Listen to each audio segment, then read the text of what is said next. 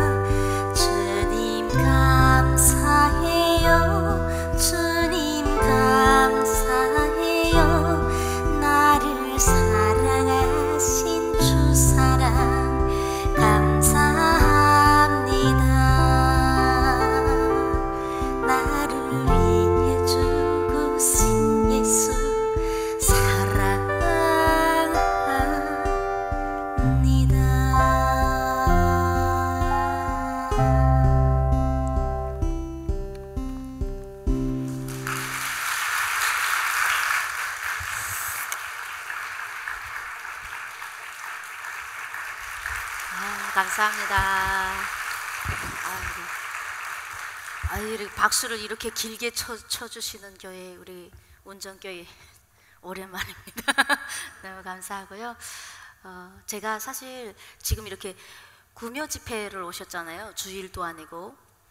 저는 예전에 처음에 교회 다닐 때 주일 나오는 것도 하나님께 얼마나 의시됐는지 몰라요. 주일만 나와도. 그래서 저는 수요 집회나 금요 집회를 나오시는 분들은 다 집을 사신 분들인 줄 알았어요. 걱정거리 없고 집도 있고 고급 승용차도 있고 명품백도 집에 가득한. 그래서 제가 하나님께 처음에 주님, 집을 사면 제가 금요 집회 나가보겠다고 이렇게 딜을 했던 에미나이거든요. 부끄럽죠. 그런데 제가 이렇게 금요 집회 이렇게 열심히, 사실 요즘 코로나 이후에 저도 금요 집회를 많이 다니는데 이렇게 많은 분들이 오기가 쉽지 않습니다. 너무 감사하게 많은 분들이 이렇게 금요 집회 은혜 받으러 오셨는데 과연 제가 여러분들 옆에 나서기가 괜찮을까?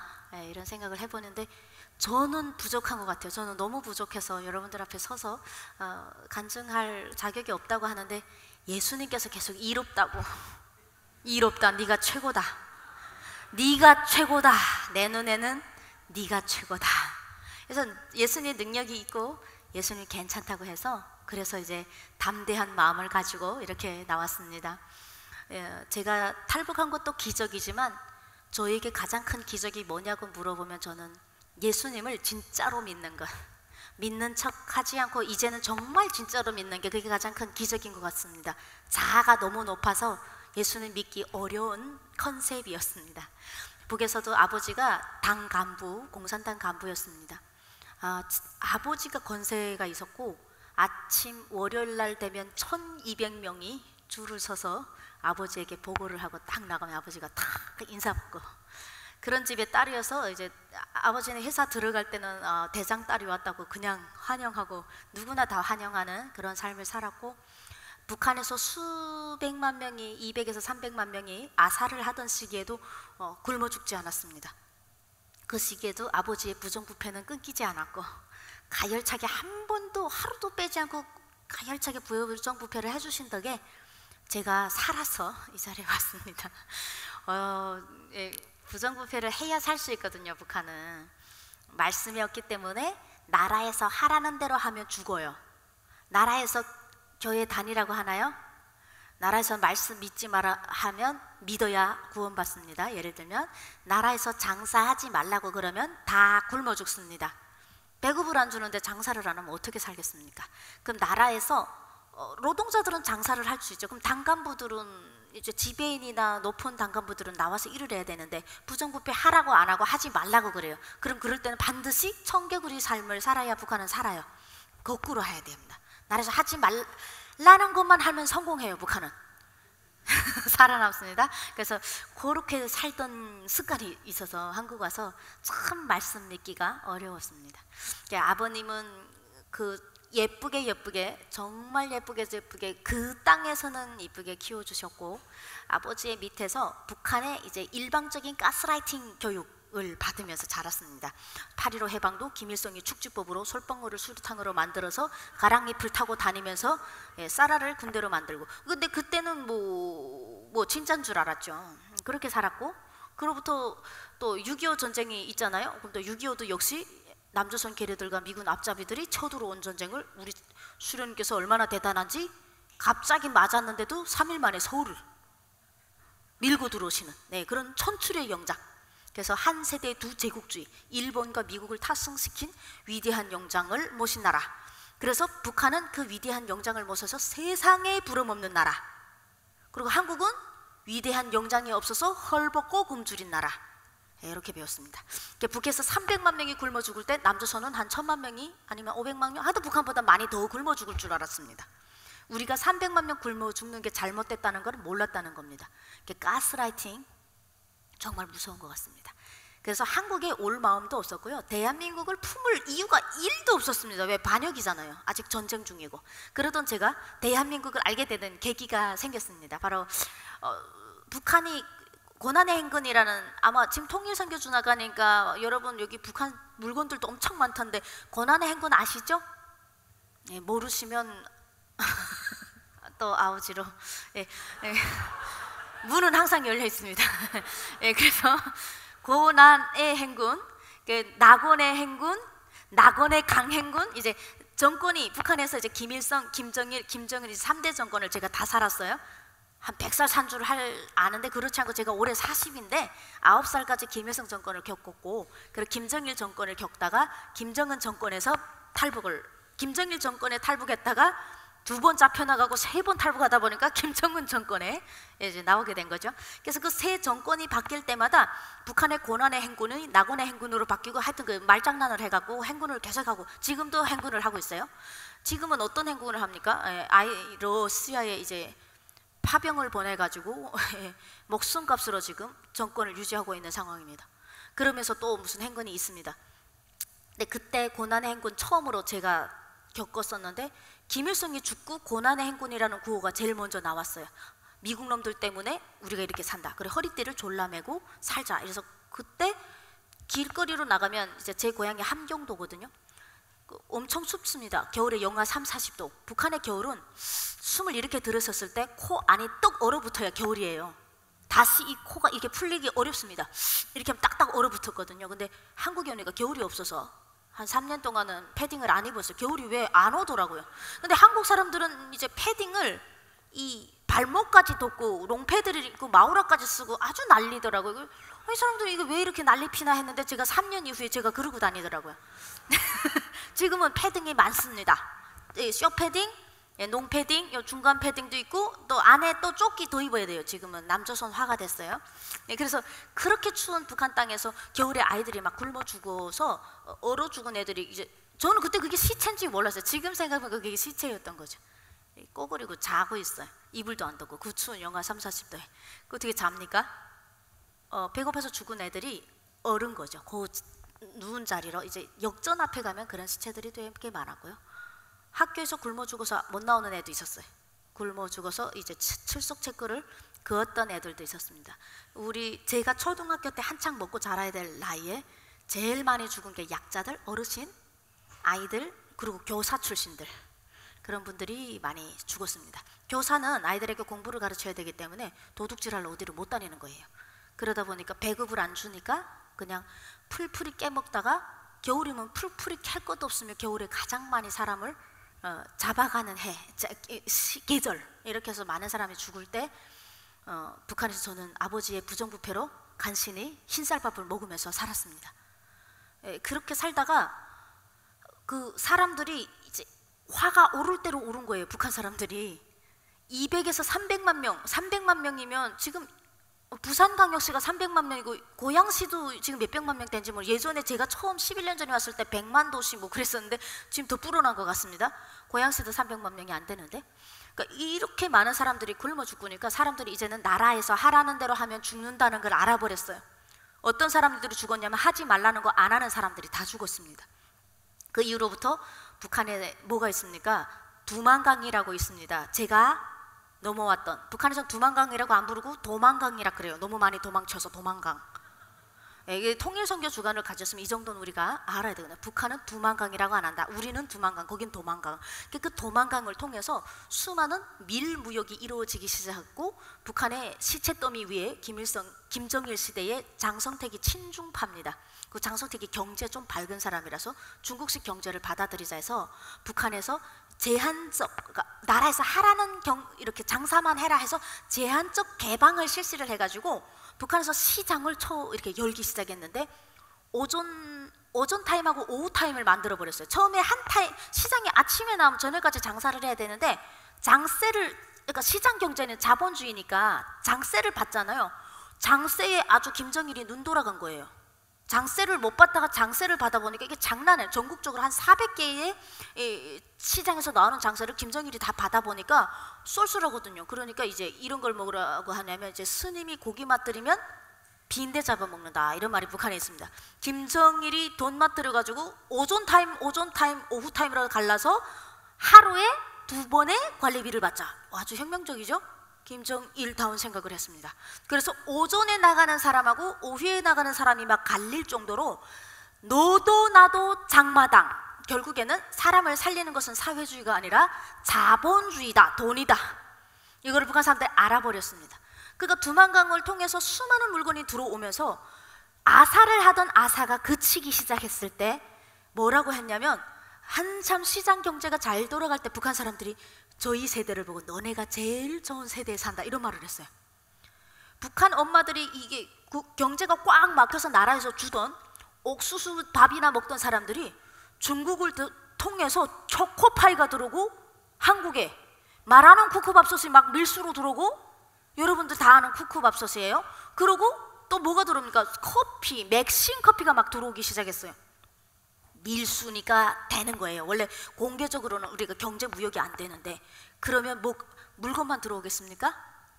USB, CD, 한국 물류 이제 문화가 들어오게 생긴 거죠. 물건을 보면 그 나라의 수준을 압니다. 처음에 한국 물건 봤을 때 그 포장, 그리고 일일이 뭐 소비자 상담실은 도대체 뭐일까? 이게 우리는 본 적이 한 번도 없는 볼펜 엄청 잘 내려요. 어떻게 볼펜이 끊기지 않고 마지막까지 뱅글뱅글 다마알이 돌아가요. 그러니까 한국 물건을 어쩌다 만나면 한국에 빠지게 되는 거예요, 사람이. 그러니까 물건이 들어오고 한국 물건에 사람들이 이제 그래서 거의 한국의 내복, 그 쌍방울인가 그런 것도 많이 들어왔는데 그걸 안 해본 사람 없어요. 저도 입었고 제 동생도 입었고 아버지 어머니 다 입었어요. 그 입어줘야 요즘 시대에 좀 나가는 사람들. 한국으로 명품인 거예요. 이게 다 북한은 물건이 좋아 보니까 한국이 헐벗고 굶주린 사람들이 만들 물건이 아닌 거예요.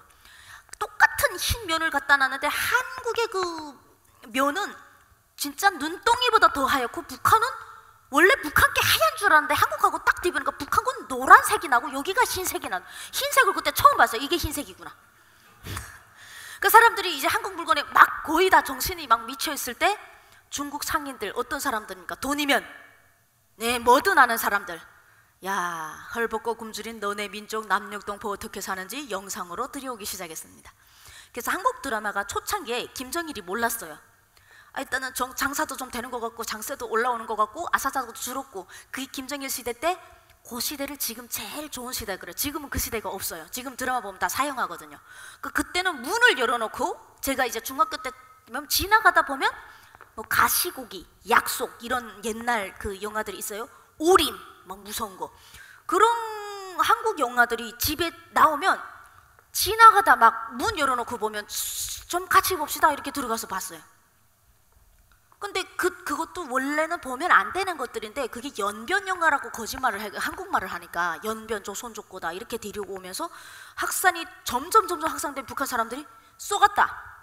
남조선 겁나 잘 산다. 신밥도 먹기 싫어서 새카만 국수를 먹는다. 짜장면. 그래서 너무 쏘갔다. 우리가 너무 잘 산다. 우리는 먹어본 적이 없는 피자를 먹는데 저게 무엇인지 모르거든요. 전 피자 정말 먹고 싶었어요. 저 꿈 같은 게 저게 뭔지 몰라갖고. 사람들이 너무 속았다. 그러니까 그 다음부터 이제 한국 드라마는 함경도 도망강 가까이 있는 데서 먼저 보기 시작했고 이것이 전국적으로 확산이 되기 시작했습니다. 그러다 보니까 너도 나도 야 헐벗고 굶주린 남녘동포가 아니고 한국 겁나게 잘 살아 이게 다 소문이 퍼지기 시작하니까 김정일이 총소리를 딱 냈죠. 한국 드라마 유포한 사람들 사용하기 시작했습니다. 그래서 저는 실제로 사용 현장에 저도 갔었고요. 가서 이제 살아있는 여자가 걸어 나와서 십자가에 막혀서 총 3방 맞고 죽는 걸 봤어요. 근데 여러분 그런 거 보면 트라우마가 생기잖아요. 안 생길까요? 생겨요. 그러니까 왜 생기냐면 연쇄살인범 같은 거는 북한에서 무조건 사형이기 때문에 연쇄살인범 죽였다고 트라우마 안 생기더라고요. 연쇄살인범 오늘 잡았으니까 다음에 내 차례 그 연쇄살인범 안 잡히면 좀 불안한데 우리 동네에 연쇄살인범이 있으면 잡히면 우리가 편하거든요. 예를 들어 그런 느낌인데 무슨 남조선 드라마를 유포했다고 사용합니까? 그리고 요거는 조금 받아들이기가 힘들면서 한편으로는 보지 말라면 너무 하고 싶잖아요. 우리 민족은. 안 그러시군요. 여기는. 우리 운전교회는 다르고 원래 하지 말라면 딱 한번 해보고 싶거든요. 그래서 한국 드라마가 얼마나 어떤 비밀을 숨기고 있길래 사람까지 죽일까. 그래서 제가 한국 드라마 처음으로 본 게 천국의 계단이었어요. 저는 천국의 계단부터 쭉 니네는 괴로워 다 보고 왔어요. 일단은 제가 탈북하기 전까지 나오는 그 드라마들은 다 봤거든요. 올인, 2부의 모든 것, 가을 동화, 겨울 연가, 하여튼 다 봤어요. 대장금 다 봤는데 그것들을 그 시작이 천국의 계단이었는데 한국 천국의 계단을 딱 트니까 화가 나는 거예요. 이때까지 내가 중학교 때까지 그래서 그때 중학교인 제 심정은요 오래 살한 것 같았어요. 여러분 중학생들 자기는 오래 산 줄 알아요. 그래서 저도 오래 이 땅에서 살았는데 너무 가짜를 배운 거예요. 한국 오빠들이 너무 잘생긴 거예요. 그리고 오빠들 샤워하는 거는 왜 영상에다가 찍는지 모르겠는데 처음 봤어요. 북한은 그런 거 찍지 않아요. 샤워를 막 하는데 하늘에서 물이 막 떨어지는 거예요. 하늘에서 물이 떨어지는 거 처음 봤어요. 샤워기를 통해서 몸을 씻을 수 있다는 그 당연한 일상을 나는 드라마를 통해서 중학교 때던 애 처음 보면서 야 내가 왜 조선에서 사는지 알았어요. 북한은 북한이라고 안 해요. 조선입니다. 딱 그래요. 조선시대에 멈춰 있는 거예요. 자기들 지들을 알아서 조선이라고 그래요. 그 내가 정말 조선에서 사는 거를 그때 처음 알았어요. 그리고 한국 오빠들이 그 잘생기고 그 능력 있는, 어떤 능력이에요? 다 재벌 3세들이 주인공이잖아요. 이 오빠 하나 나오는데 옆에 주렁주렁 오빠들이 줄을 서서 이렇게 막 그 잘생긴 오빠들이 어떠한 에미나의 앞에 가면 무릎 꿇고, 그 잘생긴 오빠들이 여자 앞에서 다 물어나는 거예요. 제가 그걸 보면서 저렇게 에미나의 그 좀 얼굴만 좀 매매하면 그 에미나이한테 하나도 아니야 두세 명이 서로 그 에미나이 차지하겠다고, 드라마가 처음부터 마지막까지 그 에미나이 어느 아새끼가 쟁취하느냐 여기로 끝나요. 그냥 처음부터 마지막까지 뭐 다른 내용이 없어. 그냥 어떻게 하면 자기의 매력을 발산, 사랑하니까 보내줄게, 사랑은 돌아오는 거야, 이 안에 너 있다, 나 너 좋아하냐, 이런 문법을 파괴시키는 단어들을 막 던지면서 오빠들이 사랑 구애를 하는데, 북한에서는 이제 사랑 딱 한다, 남자를 이거 대용단 책임서는 유명한 영화가 있거든요. 북한에서 제일 잘생긴 남자가 나와요. 그 남자가 여자를 사랑할 때 어디로 데려가냐면 백두산으로 데려가요. 영하 4, 50도 되는 백두산으로 딱 데려가서 이깔나무 옆에다 여자를 딱 세워놓고, 남자가 어떻게 하냐면, 그때 그게 유행이었어요. 남자들이 여자 고백하는 유행. 눈이 이깔나무에 잔뜩 쌓였는데 남자가 이제 주먹을 클로즈업을 해서 남자 주먹이 이만큼 보여요.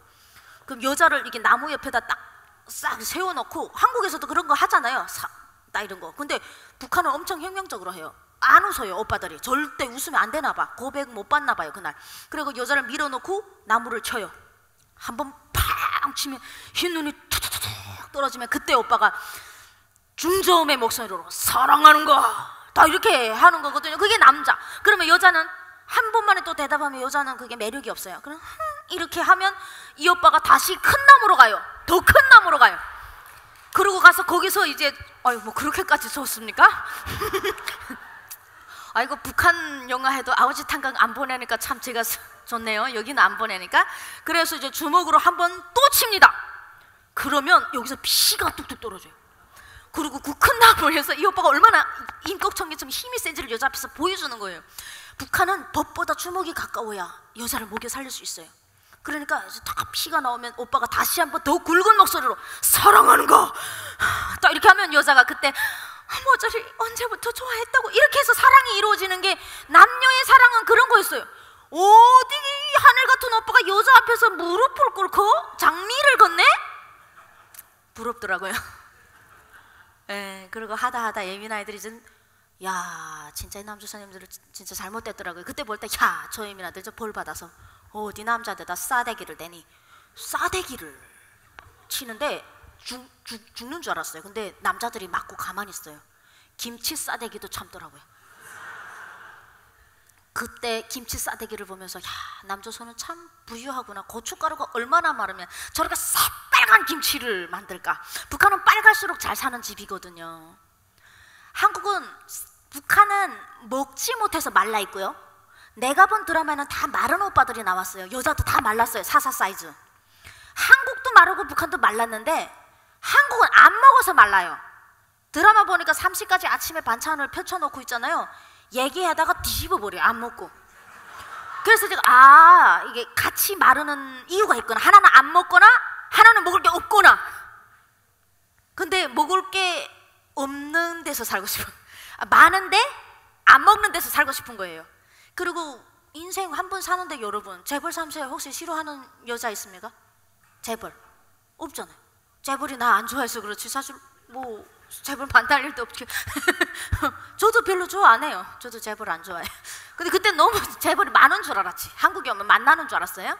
예, 그래서 인생 한 번 저런 오빠한테 좀 맡겨봐야 되겠다 이런 야심찬 생각으로 그때 처음으로 제 마음속에 꿈이, 원래 제 꿈은 기쁨조였어요.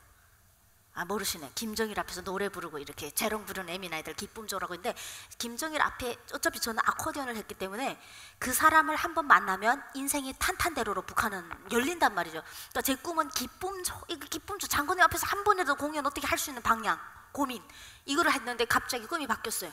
김정일보단 원빈. 잘생겼잖아요. 이게 사랑 얼마면 돼, 얼마면 돼. 와, 이 오빠가 이게 너무 잘생긴 거예요. 그래서 그때 나의 꿈은 반역이다. 지금 제가 이렇게 자유로워져서 이런 말을 해서 그렇지 북한에서는 한국 오는 게 지금 현재도 반역입니다. 반역을 3번 한 거예요. 한 번 하기도 힘든 거를.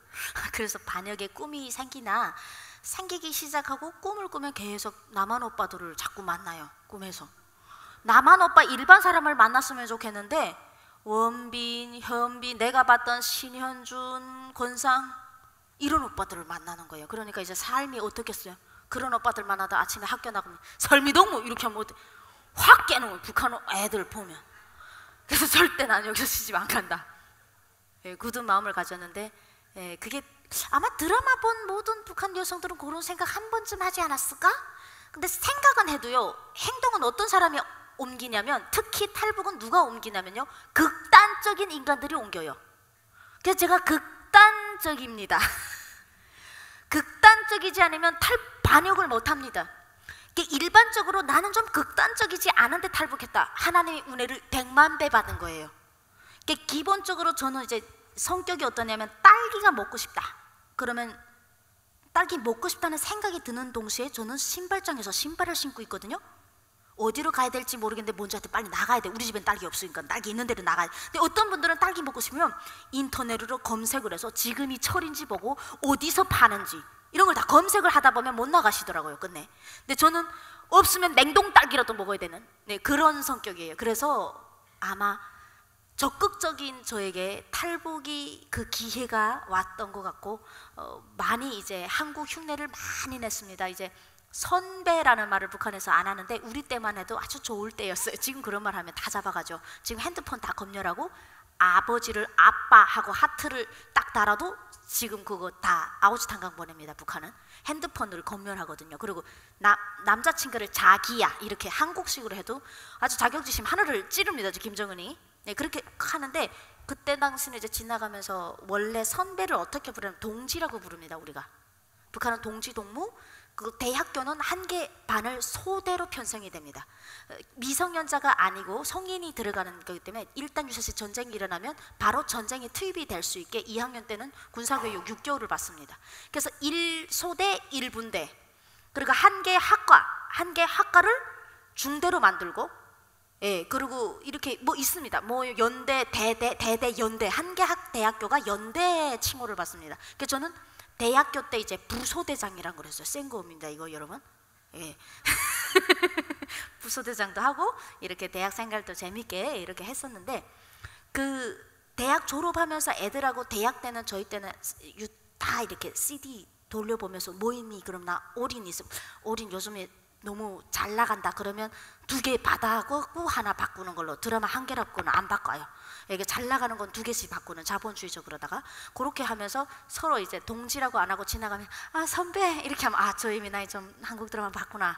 예, 이게 인정을 좀 받았고, 그리고 내가 이제 한국 그 쌍방울 내 입으면 이렇게 레이스 보여야 되니까 이렇게 올리고 좀 다니고, 이렇게 한국 거 티 내고 다니면 되게 멋있을 때, 예, 그리고 자꾸 이제 자기 내복을 자랑하면서 내복을 자랑하고 속옷을 자랑하면서 남조선 거 입었다고, 네, 그런 시대. 그랬는데 너무 티를 내다 보니까 브로커도 저희가 눈에 들었나 봐요.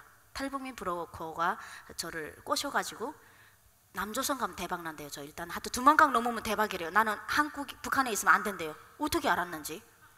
전 북한에 있으면 언젠가 십자가에 매달려 죽었을 거예요. 드라마 너무 좋아해서. 그러니까 항상 불안한 거예요. 그러니까 드라마를 보는 삶은요 어떠냐면요, 고속도로에서 차가 엄청나게 쌩쌩 달리는데 거기를 계속 왔다 갔다 뛰어다니는 거예요.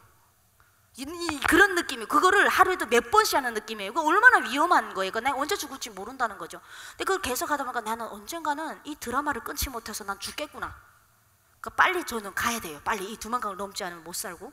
그리고 아버지도 부정부패를 가열차게 계속 해주셨어야 되는데 49세에 간암으로 아버님이 돌아가시니까 이제 집안의 모든 이제 기둥이 다 무너나니까 탈북도 할 수 있겠더라고요.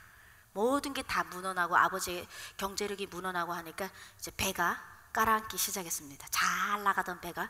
근데 배가 깔아앉으려면 여러분 살려면 어떻게 해야 돼요, 여러분? 뛰쳐나가야 되죠. 까고 나가야 구원이라도 받는데 그 까고 나갈 힘이 있어야 되거든요. 근데 제가 그 까고 나가는 거를 탈북을 했어요. 독립을. 그래서 탈북을 해서 두만강을 딱 넘었고, 원래 그때는 엄청 탈북이 쉬운 줄 알았어요. 두만강만 넘으면 그 대사관이 또 나름 좀 저는 나름 배웠다고 생각했어요. 중국에 한국 주재 대사관이 있을 거고 거기를 가서 어차피 전쟁 중인데 나는 흰 깃발을 들고 이렇게 투항합니다 이렇게 하면 어서 오세요 이렇게 그렇게 재밌어? 그렇게 해갖고 저를 이렇게 한국에 보내줄 줄 알았어요. 그런데 두만강 넘고 내가 대사관 가면 갔냐고 그랬더니 저를 브로커가 또 브로커를 이렇게 해서 저를 막 이 사람 저 사람 저를 데리고 다니더라고요. 그러니까 그렇게 한국 그렇게 못 간대요. 한국 가려면 이제 태국이란 나라까지 가서 국제 재판을 받아야 넘어오는데 그 태국을 가기 위해서 뭐 베트남을 거쳐서 라오스를 거쳐서 태국을 가는 방법과 뭐 또 어디 캄보디아를 거쳐서 베트남 뭐 어떻게 오는 방법이 여러 가지인데 일단 태국을 가야 된답니다. 비행기 타고 태국 갈 수 있거든요, 중국에서. 근데 여권이 없잖아요. 돈도 없고. 비행기 타는 순간 저는 북송이거든요. 그래서 그럼 어떻게 해야 되냐 그랬더니 중국어는 중국인에게서 배워야 된다. 맞는 말이거든요. 여러분 미국 가서 30년 살아도 한인들하고 살면 영어 못해요. 그러니까 무조건 이제 자기 족속 거기 있는 사람들하고 살아야 된다고 그래서 동의를 딱 했더니 저를 이제 400만 원에 팔았어요.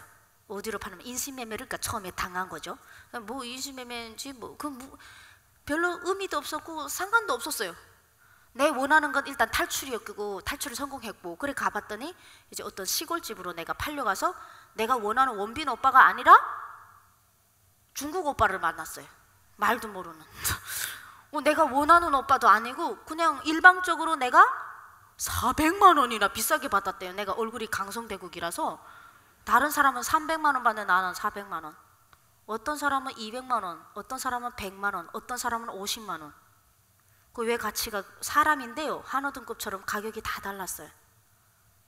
목자를 떠나면 그것들이 흩어져서 모든 짐승의 밥이 될 거라는 에스겔서 34장 5절 말씀에 있는 것처럼 목자를 떠나니까 사람으로 태어났는데도 짐승 취급당하는 거고 여자가 아이를 낳을 수 있느냐에 따라 가격이 정해지며 이 여자가 아이를 한 번 낳느냐 아니면 한 번도 안 낳느냐 이 여자의 나이가 어떻느냐에 따라서 여자의 가격이 천차만별로 가격이 낮다는 거죠. 이게 뭐 1950년대 뭐 아니면 그 전에 일제시대의 얘기가 아니라 2000년대 지금 현재 오늘도 일어나고 있는 이야기예요.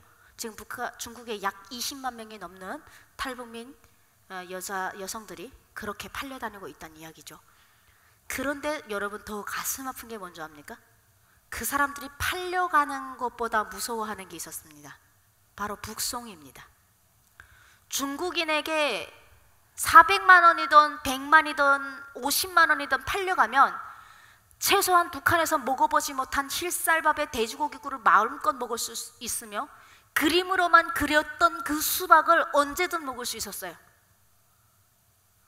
그러니까 자기네 나라 나가는 게 더 무서워해요. 북송이 인신매매보다 더 무섭습니다. 왜? 북송되면 생존율이 30%입니다. 70%가 죽는다는 거죠. 근데 그때는 그게 이해가 안 됐어요. 왜 이해가 안 됐냐면 내가 북송을 당해본 적이 없기 때문에 북송을 당하면 어떤지를 몰랐습니다. 그리고 최소한 우리 민족이잖아. 내 나라인데 내 나라가 더 무서울지를 모르는 상태에서 팔려가고 이렇게 살고 뭐 처음에는 뭐 제정신이 없이 살았던 것 같아요. 뭐 내 정신이면 살 수 없는 상태에서 사는데 인신매매로 팔려온 것보다 더 억울한 사람이 있는 거예요. 장기매매로 팔려와서 저는 정말 그 여성을 장기매매를 들어도 못 봤어요. 진짜 그런 장르가 있는지도 몰랐는데 손톱이 다 빠진 거예요. 제가 임신을 하고 있는데 그 장기매매 감금된 데서 나오느라고 너무 벽을 긁어서 손톱이 다 10손가락 다 긁혀서 빠진 여자를 봤어요. 근데 저는 그 여자가 어디서 온지도 모르고 그때 저는 배가 이렇게 남산만하게 배가 불렀을 때 그 여성을 만나게 됐습니다. 그 여성을 이제 숨겨달라고 해서 우리 어떻게 그 탈북민들끼리 네트워크 있어요. 누가 잡히면 빨리 숨어라 경찰 떴다 이렇게 알려주면 계속 도망다니는 인생을 살고 있습니다. 하나님께서 그 장기매매 당하는 여성을 만나게 해주신 것은 정말 저에게는 완전 제 삶을 오늘도 이렇게 감사하게 살 수 있게 한 가장 극적인 포인트고 선물이었어요. 왜 그랬냐면 사람이 장기매매로 팔리는데 언제 죽는지를 모른대요. 그분의 말로는 한 사람 잡아서 각을 뜨면 50억이 떨어진대요. 심장, 콩팥 이거 다 떼서 파니까. 근데 죽는 거를 모르는 이유는 감금을 하고 있다가 장기라는 게 언제 순간에 사고가 났을 때 돈이 많은 사람들 갑자기 필요하잖아요. 갑자기 언제 필요할지 모르는데 사고가 나면 그 사람이 원하는 뭐 성별이라든가 그런 거에 따라서 그냥 끌려 나가면 다시는 안 나온대요. 누구 나오라고 나가면 다시는 안 돼. 걔는 죽은 거죠. 그거를 처음에는 왜 나갔던 사람이 안 나오는지 몰랐는데 나중에 다 알게 된 겁니다. 그래서 거기서 구사일성으로 그 사람이 살아서 나왔는데 제가 그 사람을 보면서 무슨 생각을 했냐면 저는 아이 때부터 딴따라를 했거든요. 저는 집에서도 놀새였어요. 설거지 하는데 아코디언을 왜 드냐고요. 새벽부터 설거지하기 싫어서. 그러니까 나는 일하기 싫어서 그냥 이제 아코디언 이름을 하고 남들이 모내기 할 때 일 안 하고 언녀상은 꽃이라네 이러면서 이 논밭에서 노래 부르던 애미나예요. 그러던 저는 그런 장기매매 내가 만약에 팔려갔으면 전 도망 못 나왔을 것 같아요. 저는 도대체 어떤 힘도 없었을 것 같고 정말 드라마나 나올 법한 게 실제적으로 우리 민족 특히 북한 사람들에게 겪어지고 있고 장기매매로는 최적의 사람들인 거예요. 여건 없이 불법으로 체류를 하다 보니까 그 사람들의 무슨 시체가 밖에 나가도요 지문을 찍어도 이 사람이 어느 나라 사람인지 안 나와요. 우리가 이제 비행기를 타고 넘어오거나 우리 지문 등록을 다 하고 확인이 돼야 이 사람이 완지를 알잖아요. 그러니까 어떤 사람이 죽었는지도 모른대요. 그거를 듣는 순간 내가 너무 갑자기 나를 사주신 처음에 인신매매 조금 불길하잖아. 기분 나쁜데 사주신 분들이 너무 감사한 거예요. 야, 이분들이 나 안 사줬으면 누구도 나를 안 사줬으면 난 언젠가는 장기 매매로 팔려갔으면 어쩌을까. 갑자기 감사가 그래서 상황이요. 삶을 살아가면서 우리가 좋은 일이 생겨서 할렐루야는 누구나 합니다. 안 믿는 자도요 갑자기 로또 당첨되면 할렐루야를 외치더라고요. 교회 한 번도 안 나오고. 그 좋은 일이 생기면 당연히 할렐루야예요. 근데 이 안 좋은 일이 생기고 인생의 가장 지옥이고 바닥이라고 생각할 때 감사를 깨우치는 게 진짜인 것 같아요. 근데 그때는 뭐 예수님 믿는 것도 아닌데 그냥 북한 여성들이 겪는 아픔과 고통이 얼마나 컸는지 그 실상이 저에게 와닿아서 내 상황이 너무 감사했고 시골이지만 성실한 집에 팔렸고 사람 아무리 시골이고 뭐 고등학교 뭐 또 채 못 나와도 나를 아껴주는 사람을 만난 거에 감사하더라고요. 그래서 감사하면서 그 집에서 뭐 아이 마마, 뭐 아이 빠바 왜 아는 말이 그거밖에 처음에는 없어가지고 그거만 계속 하면서 살았거든요.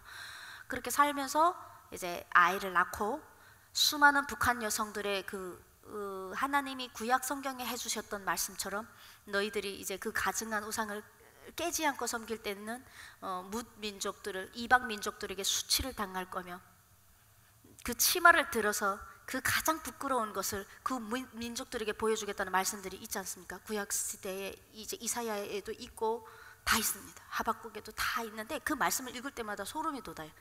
봤거든요. 여러분들은 말씀으로 읽으셨지만 저는 봤습니다. 정말 하나님 떠라면 이렇게 된다는 걸 눈으로 봤어요. 그걸 다 보면서 그래도 나는 그런 걸 당하지 않았으니 감사하게 생각하자 했는데 감사도 잠시 이제 강제 북송이 돼서 신고로 인해서 제가 강제 북송이 됩니다. 강제 북송이 돼서 왜 북한 여성들이 인신매매보다 북송을 더 무서워하는지를 알게 됐습니다. 가보니까 동족이잖아요. 동족을 떠나서 그러니까 남한도 동족이지만 북한은 내 나라잖아요. 그러니까 우리 식구잖아요. 나는 세상에서 우리나라 사람들, 북한 사람들, 보위원들만큼 가장 악한 사람이 그렇게 악한 사람들이 세상에 존재하는지 몰랐습니다. 감옥에는 태어나서 처음 가봤기 때문에 여자들이 들어오는데요 가차없이 벗겨서 펌프라는 걸 시켜요. 왜 그러는가 봤더니 여자들이 중국에서 돈을 좀 벌어서 가지고 이렇게 잡히면 그 돈을 어떻게 하나 가지고 숨겨가지고 중국에서도 자기네 나라 돈을 북한으로 못 내보내게 합니다. 중국에 잡히었을 때 제가 보니까 모든 주머니 다 두져요. 그래서 돈이 나오면 다 회수합니다. 자기네 나라 돈을 북한 쪽으로 공짜로 넘어가게 안 해요. 탈북민들이 한두 번 잡혀 나온 사람들이 그걸 알고 그 돈들을 자궁에 숨겨가지고 나와요. 중국에서부터 왜 그걸 숨겨가졌냐면 가족을 먹여 살리기 위해서 탈북했지 나 혼자 잘 먹고 잘 살겠다고 탈북한 탈북민들 거의 없어요. 죽어가는 남편, 죽은 아이 무덤을 딛고 목숨 걸고 탈북해서 가족을 살리기 위해서 인신매매쯤 팔려가는 것쯤은 북한 여성들에게 고통도 아니었어요. 팔려가서라도 가족을 먹여 살릴 수 있으면 기꺼이 팔려가는 여성들이었어요. 그러니까 그 사람들이 그렇게 목숨보다 소중한 돈을 중국 공안에게 걸리지 않으려고 자궁에 감춰 넣으면 그거를 북한의 보위부가 알아가지고 펌프를 시킨다는 게 앉았다 일어났다를 1000번을 시켜 하교를 합니다. 여성들을 1000번을 시켜요. 저는 벽을 잡고 그러니까 저는 태어나서요 이렇게 수치스러운 거를 당해본 적이 없어요. 벽에 돌아서서 여성들이 10명을 쫙 돌려 세워놓고 하는데 왜 하는지만, 왜냐면 저는 그런 방법도 몰랐고 저한테는 돈도 없었어요. 근데 그 10명 중에 2명이 있더라고요. 그 2명은 미리 북송이 돼봐서 안 사람들은 그 사람들한테서 그 돈이 나오게, 나중에는 그렇게 한다는 것까지 안 북한 여성들이 먹었어요. 달러를 이렇게 감싸서 비닐봉지에다가 해서 입에다 먹기 시작하니까 어떻게 했을까요? 먹는 걸 또 알아갖고 북한 여성들이 대변을 보면 검사를 합니다. 저는 우리 민족이, 저는 솔직히 와, 우리 식구가 이렇게 해도 되나? 그러고 데리고 나와서 좋게 합니까? 사쿠라꽃이 피는 주간이 있대요. 저는 그래서 사쿠라꽃이 피는 주간에 이 벚꽃입니까? 일본의 사쿠라꽃 피는 주간이면 봄인가? 이 소린가? 저는 봄에 잡혀 나가지 않았는데 다음 주면 네가 사쿠라꽃이 필 주간이래요. 무슨 소린가 했더니 너무 매를 맞아서 몸에 몽이 사쿠라꽃이 피듯이 핀다는 이야기였어요. 설마 무슨 살인 치지도 않았는데 뭐 때리기야 하겠나? 증거가 없으니까 중국에 가서 한국 드라마 봤냐고. 의미 없는 이야기들. 중국에서 당연히 보죠, 한국 드라마를. 중국에서 틀어줘요. 그거 봤냐고 여성들을 때립니다. 와, 그냥 승냥이 울음소리가 각 방마다 나고 있고, 이건 지옥인데 이건 정말 꿈이었으면 좋겠는데 이게 사실인 거예요. 그거를 눈으로 다 보고 빨리 교도소를 가고 싶은 거예요. 제가 교도소를 빨리 재판을 받아야 그 조그만 감방 안에서 그 일어나는 그 남이 매 맞는 소리는 듣기 싫거든요. 그게 이런 소리 듣기 싫고, 특히 남자들 목소리가, 남자들은 더 심하게 때리나 봐요. 그래 빨리 이 보위부 감옥에서 나오고 싶었는데 빨리 안 돼요. 그래서 절차를 밟아서 제가 나와서 교도소를 갔어요. 북한 교도소. 교도소를 사실 너무 가고 싶어서 갔는데 깜짝 놀랐어요. 짐승들이 있는 거예요. 내가 보위부 감옥에 있을 때는 그래도 중국에서 살이 좀 붙어온 여성들이 있었거든요. 사람 같아 보이는 여성들이. 근데 교도소를 들어가니까 몸무게 30kg, 35kg 그런 여성들이 여잔지 해골 바가지가 걸어 다니고 있어요. 1200명 중에 1100명이 탈북민이었습니다. 여러분 막 듣는 게 좀 소스라치지 않습니까? 그게요, 우리가 예수 떠나면 우리 3대가 그렇게 될 겁니다.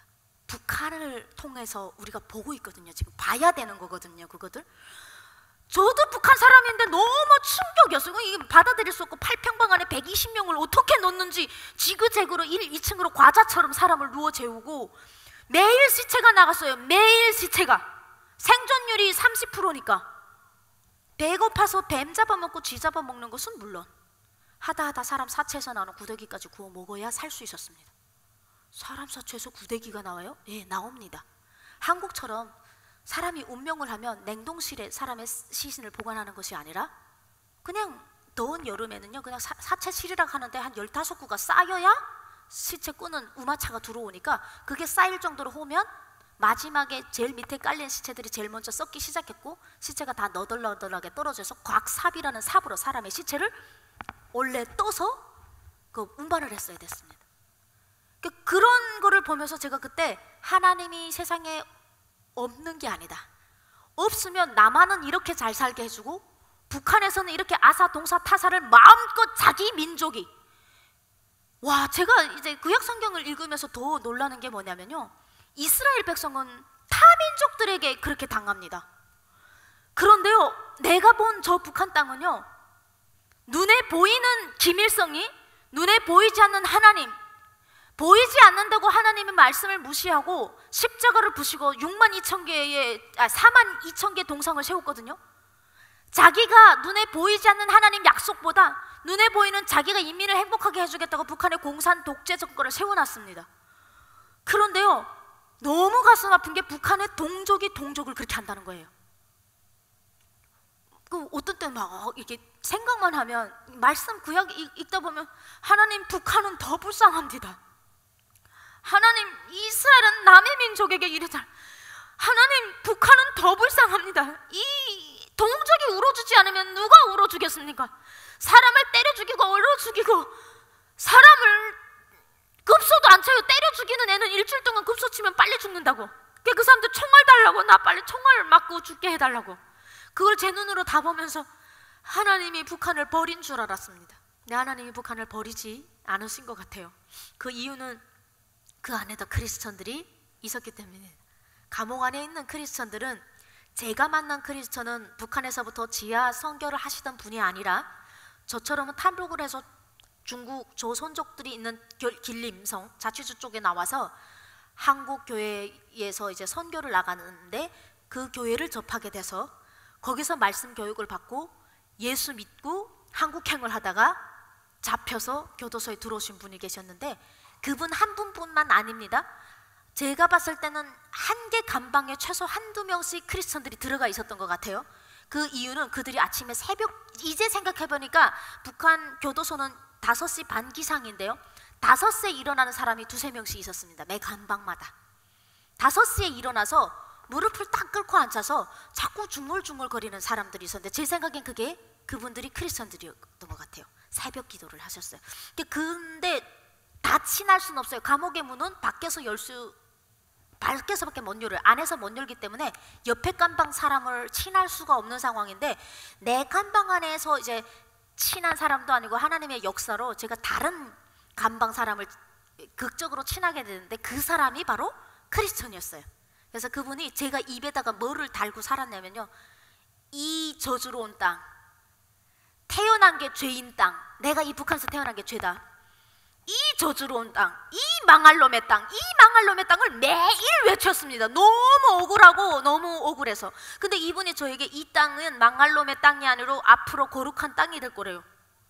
이 땅은 하나님의 저주로 들어서서 하나님이 그 저주의 손을 내치신 모든 것을 본 증인이랍니다, 이 땅이. 그래서 하나님을 더더욱 없다고 부정할 수 없는 땅이기 때문에 이 땅이 진짜로 거룩한 땅이 될 거다. 하나님이 이 민족 버리지 않았고 특히 너를 사랑한다. 너를 사랑한다. 기도를 해라. 그러면 언젠가 너 기도가 응답이 될 거다. 그럼 제가 여러분 할렐루야 이랬을까요? 저는요 그때 저를 사랑한다는 말에 비속어로 빡이 쳤습니다. 막 여기가 튀는 것 같은 거예요. 하나님이 어디 있냐고. 아니 하나님이 나 사랑하면 남조선에서 태어나서 이 고생 안 하게 살게 해줬어야지.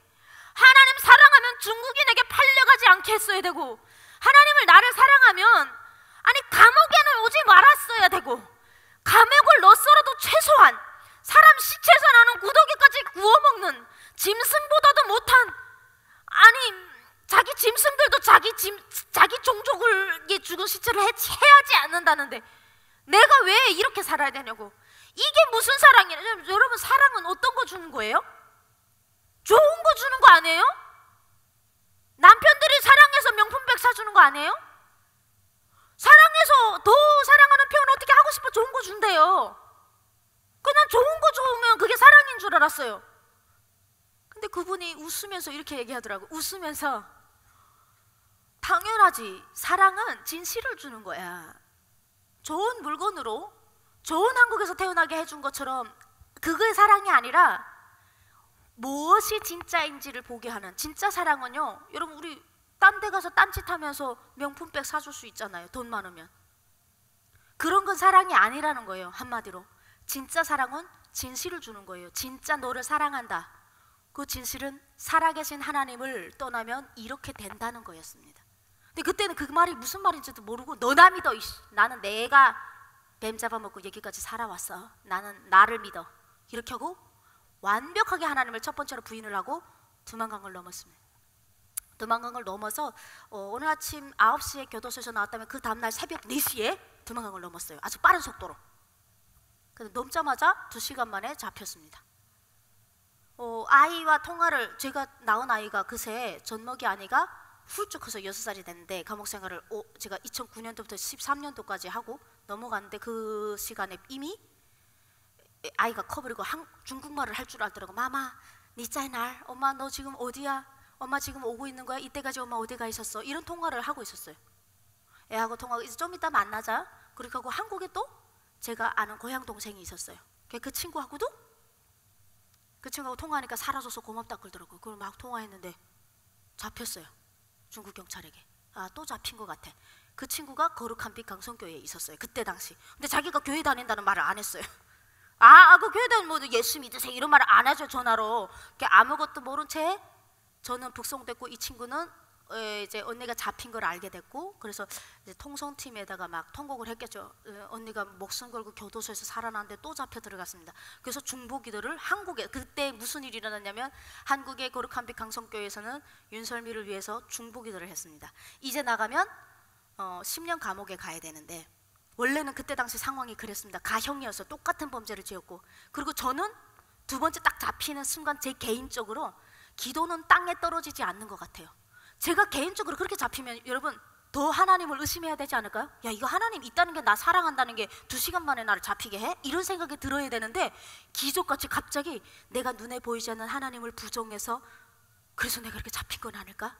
그 눈에 보이지 않는 하나님이, 그분을 혹시 믿고 그분에게 기도를 하면 내가 상상 못했던 무슨 기적이 혹시 일어나지는 않을까? 이런 기대가 생기는 거예요. 갑자기 하나님이 내 기도를 안 들어주면 안 됐어요 그때. 그래서 처음으로 그때 한국에서는 거룩한 빛 강성교회에서 저를 위한 중보 기도를 했고, 이 영혼 살려달라고, 어떤 기도를 했는지 전 모릅니다. 하여튼 설미 살려달라는 기도를 했겠죠. 죽여달라는 기도를 했겠습니까?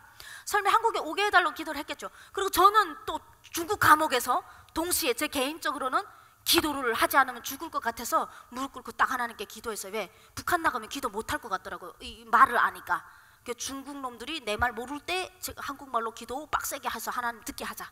그래서 하나님께 첫 기도를 했습니다. 하나님! 전 이렇게 하면 하나님이 오냐 이렇게 할 줄 알았어요. 내가 고생 많이 했으니까. 3번을 불렀는데 대답을 안 하시는 거예요. 있다는데. 마지막에 하나님! 하고 찾았는데 내가 기도를 해야 되는데 눈물이 나는 거예요. 왜? 내가 해야 되는 기도가 너무 하찮은 거예요. 내 기도 제목이 목숨 살려달라는 기도는 안 하겠습니다. 내가 낳은 딸 아이 한 번만 보고 좀 죽게 해주세요. 하나님, 죽으라면 죽겠습니다. 내가 이 아이 한 번만 보고 죽게 해주세요. 이런 기도를 하는데, 아니 무슨 내가 서울대 보내달랍니까? 내 아이를? 내가 뭐 내 아이에게 뭐 대단한 걸 원하는 것도 그냥 이렇게 같이 살게 해달라는 기도도 무서워서 못해가지고. 여러분들이 지금 자식들을 위해 어떤 기도를 하는지는 모르겠지만요, 지금 내 옆에서 숨을 쉰다는 게 이게 기적이거든요. 이거를 잃어보고, 자식을 잃어보거나 아니면 자식과 이렇게 저처럼 만날 수 없는 상황이 되지 않고는 일상이 얼마나 감사하고 그것이 다 은혜인지 몰라요.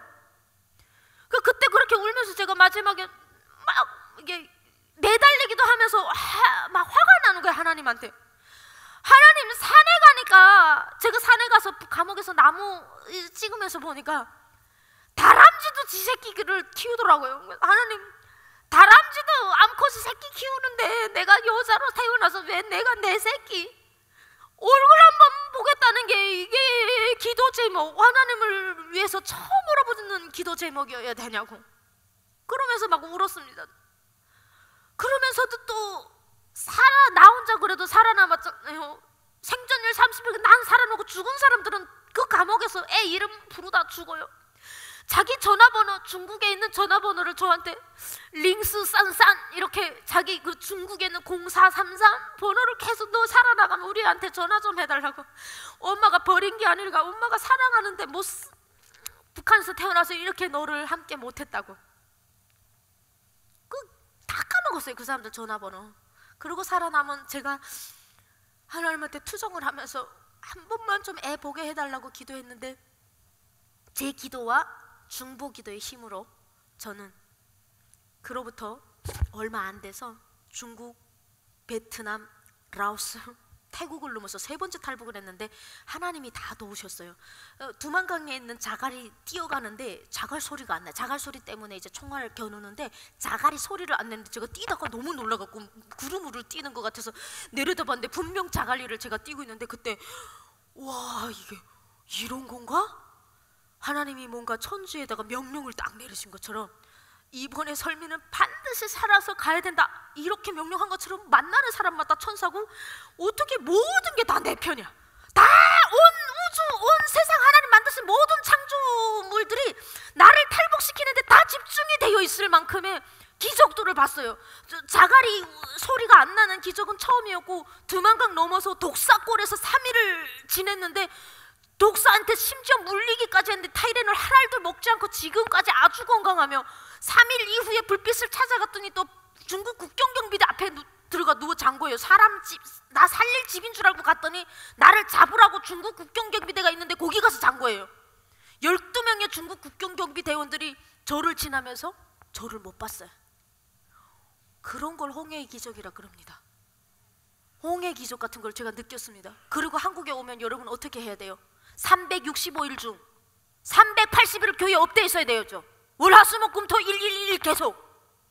그렇게 할 줄 알았어요. 저는 왜 우리 하나님께 서원할 때 이거만 해주시면 이렇게 할게요 이런 서원 안 해보셨나요 여러분? 그때는요 목숨보다 더 소중한 진짜 끝에 다다랐는데 한국 딱 오니까 화장실 들어갈 때랑 이게 나올 때가 다른 거예요.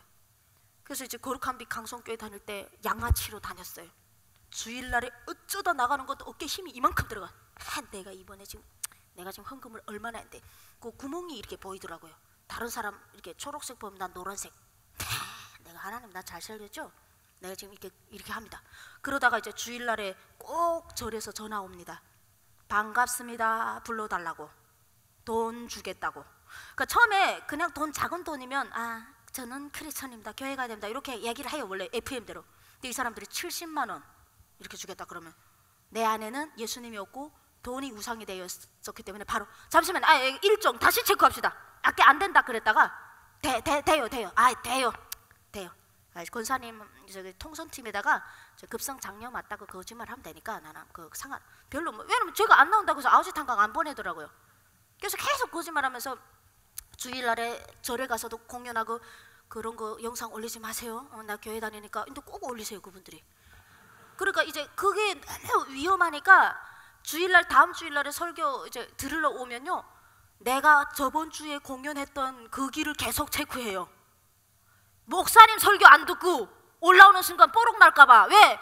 지금 우리 사람들은 내 옆에 있는 분들은 중보기도로 설미 이렇게 살아서 왔다고 제가 교회 온 첫날에 정말 살아왔다고 우리 기도 살아왔다 이렇게 해주고 하나님 보내주신 천사라 그러는데 내가 절에 가서 이렇게 반짝이 드레스 입고 엉덩이 흔들면서 반갑습니다 부르면 이게 얼마나 다 와장창 물어나겠습니까?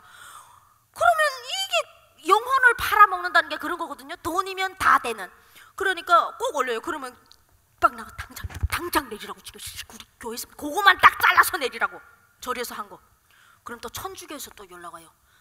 자기네도 성경이 있는데요. 자기네도 예수 믿는데요. 그래서 미사를 해달래. 토요일에 사례비 주니까 당연히 가죠. 간증 당연히 가죠. 사례비 주니까. 그리고 나 원래 기독교라고 말을 했잖아. 그러니까 나 정체성이 기독교니까. 그리고 하나님 나 살렸잖아.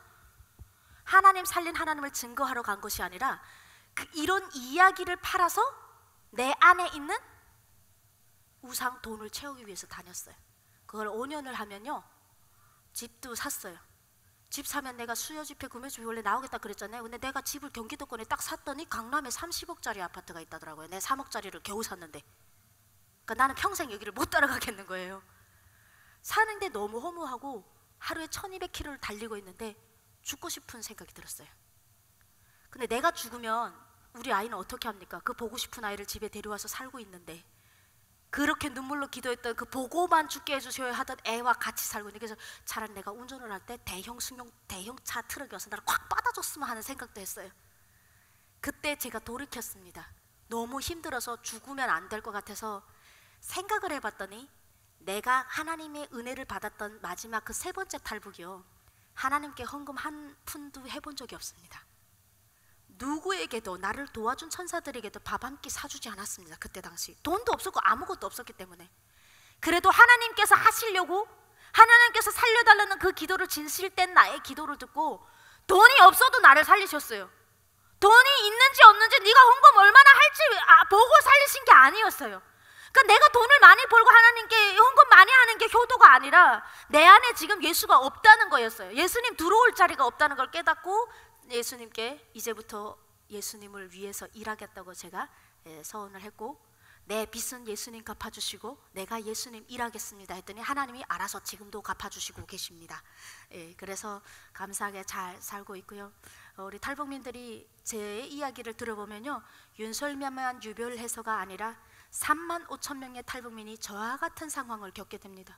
한국에 오면 번쩍번쩍한 가짜 빛이 너무 반짝거려서 진짜 빛인 예수 그리스도가 보이지 않습니다.